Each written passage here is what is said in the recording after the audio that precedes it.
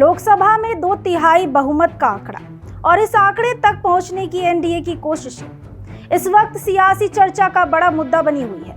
संविधान संशोधन बिल को पास कराने के लिए संसद में 2/3 बहुमत की जरूरत होती है। अप्रैल में संविधान 131वां संशोधन विधेयक 2026 यानी परिसीमन विधेयक लोकसभा में गिर गया था क्योंकि इसके लिए जरूरी संख्या नहीं जुट पाई थी। उस समय लोकसभा में बिल के पक्ष में कुल 298 वोट पड़े थे। इनमें 293 वोट एनडीए सांसदों के थे जबकि 5 वोट अन्य सांसदों के मिले थे। फिलहाल लोकसभा की कुल 543 सीटों में से 3 सीटें खाली हैं। शिलांग, नौगांव और बशीरहाट सीटों पर सांसद नहीं है। ऐसे में सदन की प्रभावी संख्या 540 है और 2/3 बहुमत के लिए 360 सांसदों के समर्थन की जरूरत होगी। लोकसभा में अभी एनडीए के पास 293 सांसद है, लेकिन संभावित समर्थन मिलने की स्थिति में यह संख्या बढ़ सकती है।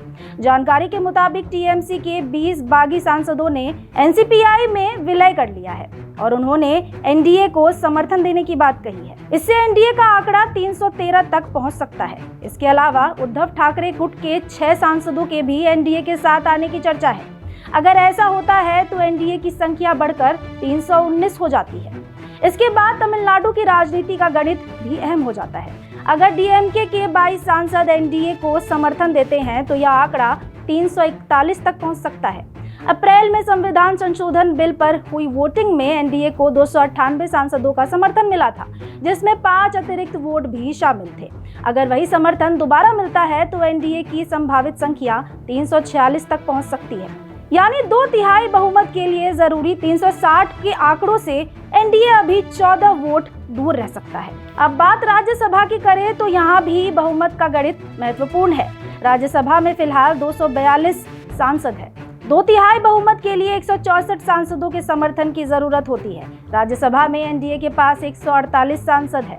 वहीं इंडिया गठबंधन के सांसदों की संख्या 64 है और 28 सांसद अन्य श्रेणी में है। अब लोकसभा और राज्यसभा दोनों के आंकड़े बताते हैं कि एनडीए 2/3 बहुमत के करीब जरूर है, लेकिन जरूरी संख्या तक पहुंचने के लिए अभी भी समर्थन की जरूरत होगी।